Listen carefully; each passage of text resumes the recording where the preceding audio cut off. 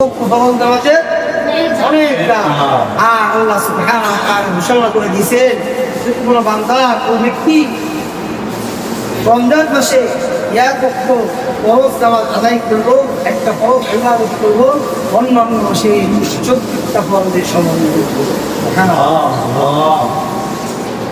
এজন্য আমার ভাইরা আল্লাহ সুবহানাহু ওয়া তাআলা কালামে হাকিমের মধ্যে ঘোষণা দিয়ে দিয়েছে তোমাদের জন্য রোজাকে ফরজ করে দেওয়া হয়েছে, রোজার তোমাদেরকে দেওয়া হয়েছে, রোজার দিন তোমাদেরকে দেওয়া হয়েছে। আল্লাহ সুবহানাহু ওয়া তাআলা বলতেছে ইয়া আইয়ুহাল্লাযীনা আমানু কুতিবা আলাইকুমুস সিয়াম كما كتب على الذين من قبلكم لعلكم تتقون. الله أكبر. لا إله إلا الله لا إله إلا الله محمد لا إله إلا الله لا إله إلا الله رہے بیر مسکن حوال کعبہ بلے میر مدفن دیار مدینہ لا إله إلا الله لا إله إلا الله لا إله إلا الله لا إله إلا الله محمد رسول الله. তাবারাক আল্লাহু ফি শুকর যে মহান রব্বুল আলামিন আমাদেরকে ভালোবেসে মহব্বত করে অত্যন্ত ফজিলতপূর্ণ একদিনে, অত্যন্ত ফজিলতপূর্ণ এক মাসে আমাদেরকে আল্লাহর গোলামির জন্য, আল্লাহর দাসত্ব করার জন্য, আল্লাহর ইবাদতের উদ্দেশ্যে মহান পবিত্র এক ঘর আল্লাহর মসজিদে এসে বসার তৌফিক দান করেছে। এই জন্য সবাই দিন থেকে শুকরিয়া আদায় করি আলহামদুলিল্লাহ। আর যদি বলি আলহামদুলিল্লাহ। আল্লাহ পাক এমন একটি মাসের মধ্যে আমাদেরকে বসাইছেন, রহমতের মাস, বরকতের মাস, প্রাপ্ত হওয়ার মাস। আমার ভাইরা, আল্লাহ সুবহানাহু ওয়া তাআলা আমাদেরকে সৃষ্টি করায় দুনিয়ার বিরুদ্ধে প্রেরণ করেছে একমাত্র তার গোলামির উদ্দেশ্যে, কি ঠিক কিনা? এবং এই গোলামের উদ্দেশ্যে ছেড়ে দিয়েছে। আগে যে উম্মতরা ছিল সেই উম্মতরা অনেক অনেক বছর হায়াত প্রাপ্ত হইল, ঠিক কিনা? তারা 200 বছর, 300 বছর, 1000 বছর পর্যন্ত তারা কি পাইত? হায়াত পাইত।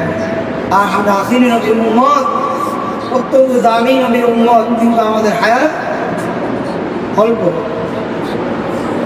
এই অল্প হায়াতের মধ্যে আমাদেরকে এমন এক সামানা অর্জন করে নিতে হবে, যে সামানা অর্জন করার বদৌলতে আল্লাহ সুবহানাহু ওয়া তাআলা আমাদেরকে মুক্তি দান করে জান্নাত দিবেন। বলেন সুবহানাল্লাহ।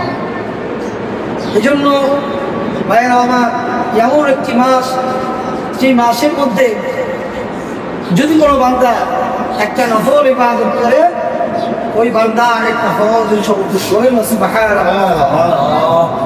যদি কোনো বান্দা একটা ফরজ ইবাদত করে, ওই বান্দা অন্য অন্য মাসে 70টা ফরজের সমতুল্য। বলেন সুবহানাল্লাহ।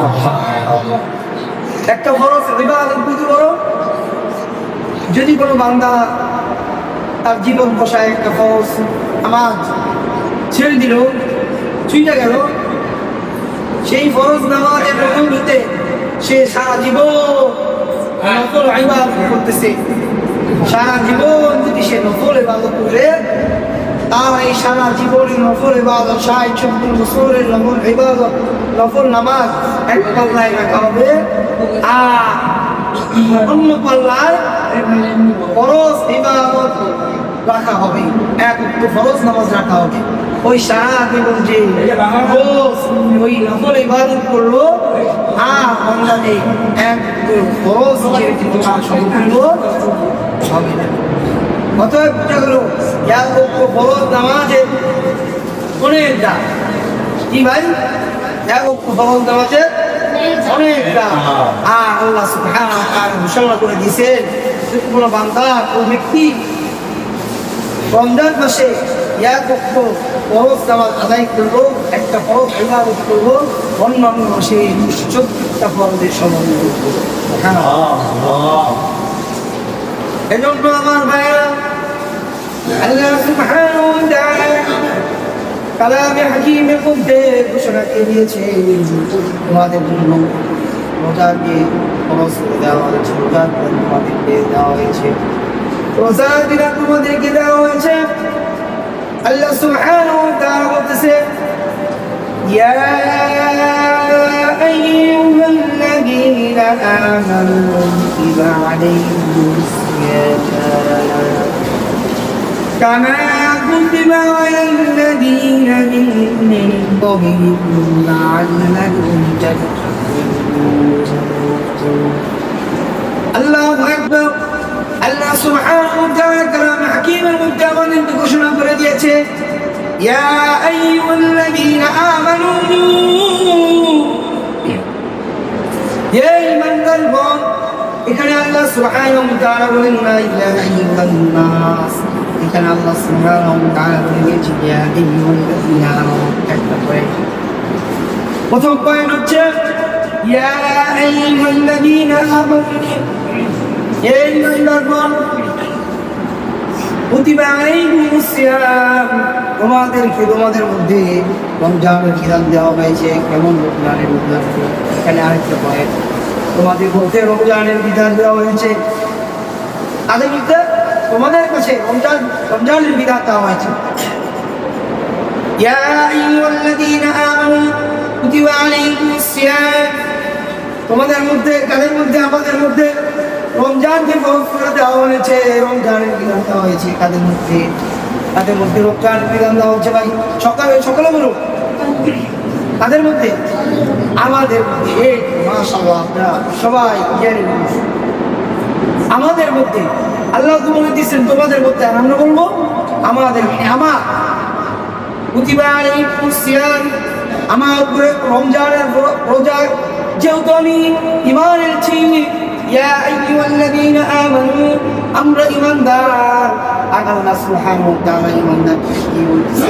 ইয়া আইয়ুহাল্লাযীনা আমানু কুতিবা আলাইকুমুস সিয়াম, যেহেতু যারা ঈমান আনছে তাদেরকে আমি রমজানের রোজা কুতিবা আলাইকুমুস সিয়াম কামা কুতিবা আলাল্লাযীনা মিন ক্বাবলিকুম কামা কুতিবা আলাল্লাযীনা।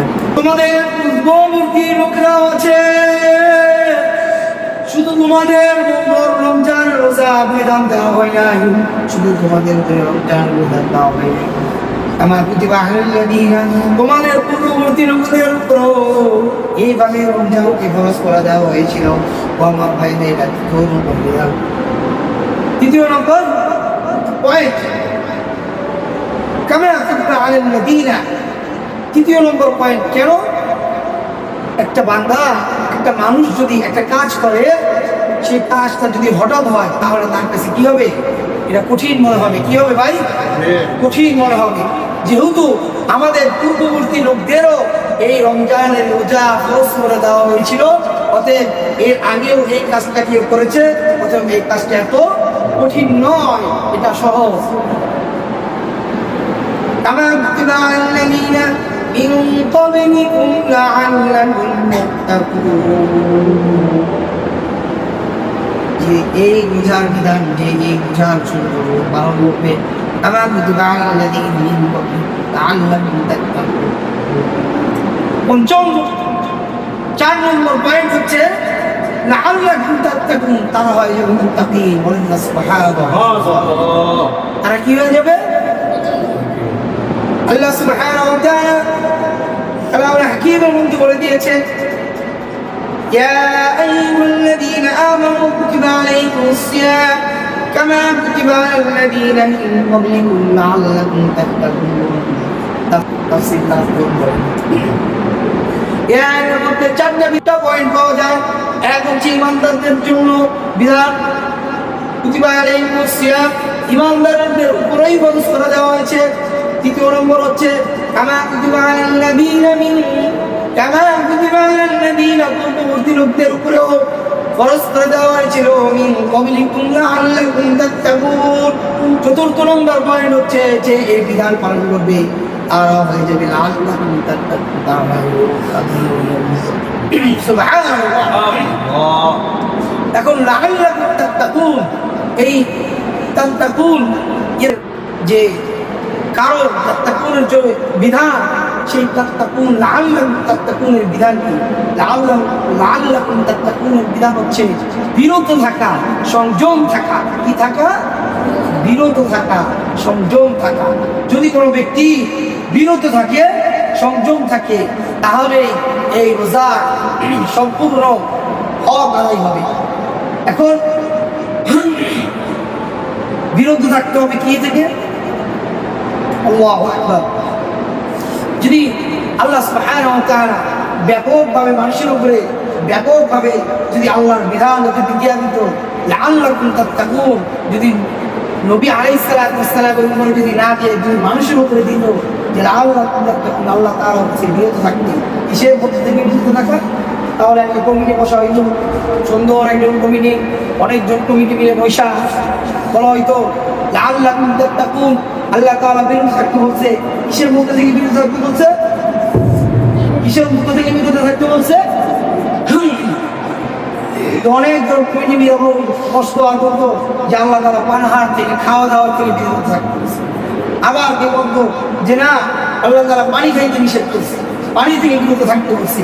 আবার কেউ বলতো না, আল্লাহ তাআলা পাপ কাজ গুনাহ থেকে বিরত থাকতে বলছে। এইরকম একটা দলাদলি হয়ে যাবে, ঠিক কিনা? আল্লাহ সুবহানাহু ওয়া তাআলা তো মহান, আল্লাহ সুবহানাহু ওয়া তাআলা তাকে মুহাম্মদ সাল্লাল্লাহু আলাইহি ওয়াসাল্লাম কোরআন নাযিল করে দিয়েছে। আর রাসূলুল্লাহ সাল্লাল্লাহু আলাইহি ওয়াসাল্লাম আমাদের মোতাবেক করে দিয়েছেন। বলেন সুবহানাল্লাহ। লাআল্লাকুম তাত্তাকুন, কিসে থেকে বিরত থাকতে হবে? আল্লাহ রাসূল সাল্লাল্লাহু আলাইহি ওয়াসাল্লাম বলে দিয়েছে কোন কাজ করলে এই কাজগুলো থেকে, এই কাজগুলি করলে, এই কাজগুলি করলে বিরত থাকা হবে। কোন কাজ? সেই কাজ আল্লাহ রাসূল সাল্লাল্লাহু আলাইহি ওয়াসাল্লাম বলে দিয়েছেন আসিয়াম। আল্লাহ রাসূল সাল্লাল্লাহু আলাইহি ওয়াসাল্লাম বলে দিয়েছেন রোজা হলো ডাল স্বরূপ। রোজা কি স্বরূপ? আল্লাহ রাসূল সাল্লাল্লাহু আলাইহি ওয়াসাল্লাম বলে দিয়েছেন রোজা স্বরূপ। আল্লাহ রাসূল সাল্লাল্লাহু আলাইহি ওয়াসাল্লাম বলেন আসিয়ামু জুন্নাতুন মা লাম ইয়াখুকুহা, আসিয়ামু জুন্নাতুন মা লাম ইয়াখুকুহা।